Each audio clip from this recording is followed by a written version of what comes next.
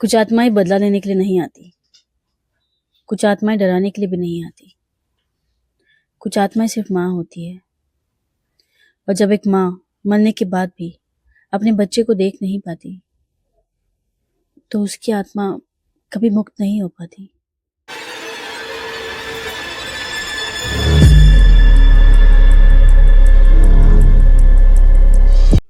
नमस्कार दोस्तों, स्वागत है आपका चैताली ऑब्सक्यूरा में।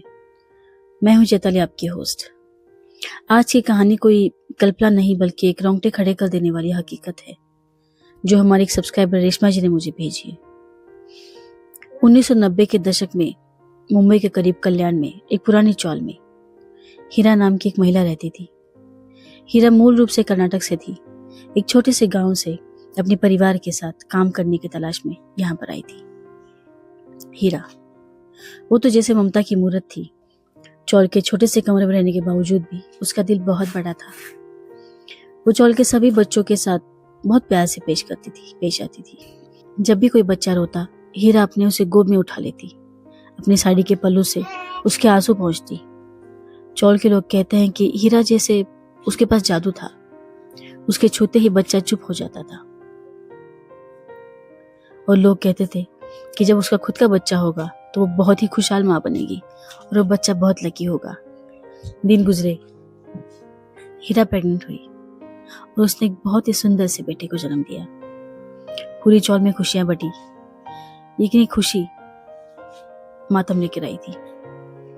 जन्म के दूसरे दिन कुछ मेडिकल कॉम्प्लिकेशंस की वजह से हीरा की अचानक से मौत हो गई। हीरा का शरीर ठंडा पड़ चुका था, शांत हो चुका था, पर उसकी रूह अपने 2 दिन के मासूम बच्चे के पास अटक गई थी। बड़े बुजुर्ग कहते हैं कि कोई भी औरत अगर जन्म देते समय या जन्म देने के तुरंत बाद अगर गुजर जाती है तो वो वापस आ सकती है।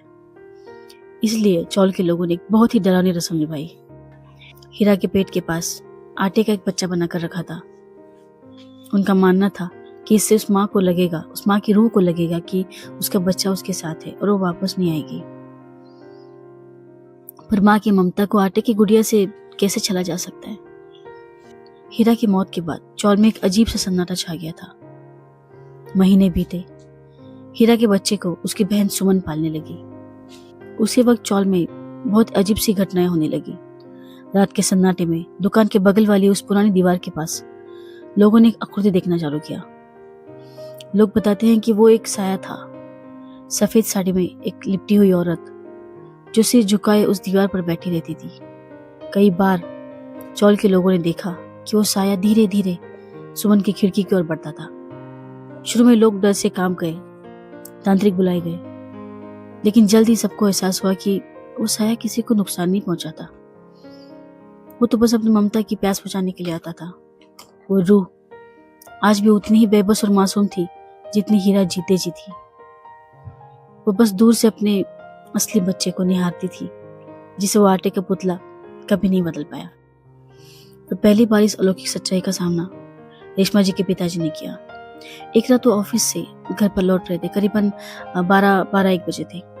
चौल की गलियां बहुत सुनसान थी। जैसे ही वो दुकान के बगल वाली दीवार के पास पहुंचे, उन्होंने देखा कि वहां पे अंधेरे में कोई बैठा है। सफेद साड़ी में लिपटी हुई औरत जिसका सर झुका हुआ था। उन्हें लगा शायद कोई महिला है, परेशान है, लेकिन जैसे वो पास पहुंचे उनकी रूह कांप गई। वो हीरा थी। रेशमा जी के पिता डर के मारे अपनी नजर झुकाकर वहां से भाग निकले। अगले दिन उन्होंने ये बात पूरी चौल में बता दी और पूरे चौल में दहशत फैल गई। हीरा के बच्चे की जिम्मेदारी उसकी बहन पर आ गई थी। सुमन उसके बच्चे को बहुत प्यार करती थी, अपनी जान से भी ज्यादा प्यार करती थी। एक रात बच्चा अचानक नींद से जागा और जोर जोर से रोने लगा।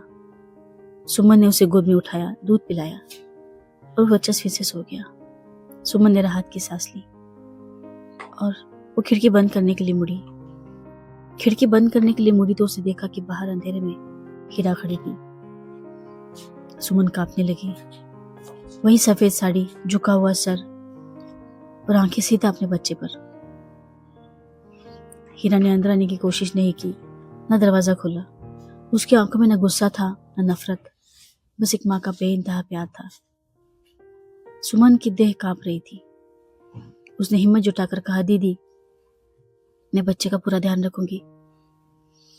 हीरा ने कुछ नहीं कहा, बस उसकी आंखों से आंसू गुजरे। उस रात के बाद सुमन ने एक बात नोटिस की, जब भी बच्चा रात में बीमार होता था, रोने लगता था, तो खिड़की के पास एक ठंडी वाली हवा चलने लगती, पर्दे अपने आप हल्के से हिलते। सुमन को महसूस होता कि हीरा वहां खड़ी है। वो अंदर नहीं आ रही, वो डरा नहीं रही, बस वो एक हार्मलेस सोल बनकर अपने बच्चे की रखवाली कर रही थी। आज वो बच्चा बड़ा हो चुका है। उसे शायद पता भी नहीं कि उसकी असली माँ ने उसके लिए मौत की सरहद को भी पार कर लिया। रेशमा जी बताती है कि आज भी उस दीवार के पास गुजरते समय एक अजीब सी ठंडक महसूस होती है। हीरा वहां आज भी खड़ी है, अपने बच्चे की सलामती की दुआ मांगते हुए। वो कोई डरावना भूत नहीं, वो एक हार्मलेस सोल है, जिसे प्यार की भूखी है, ममता की भूखी है। इंसान मर जाते हैं दोस्तों, लेकिन एक माँ का अपने बच्चे के लिए इंतजार कभी खत्म नहीं होता। कल्याण की वो चाल आज भी इस खामोश मोहब्बत की गवाह है। भूत से डर तो लगता है, लेकिन अगर वो भूत एक माँ हो, डर नहीं, दर्द महसूस होता है। अगर आपको ये कहानी सच्ची लगी हो तो चैनल को सब्सक्राइब करें, और अगली बार जब रात में किसी दीवार के पास अगर कोई औरत बैठी दिखे तो याद रखना, वो भूत नहीं, माँ हो सकती है। अपने कमेंट्स में जरूर बताइएगा कहानी कैसी लगी। बहुत छोटी सी कहानी थी, बट बहुत टची थी। अपना ख्याल रखिए, सुरक्षित रहिए। जय महाकाल।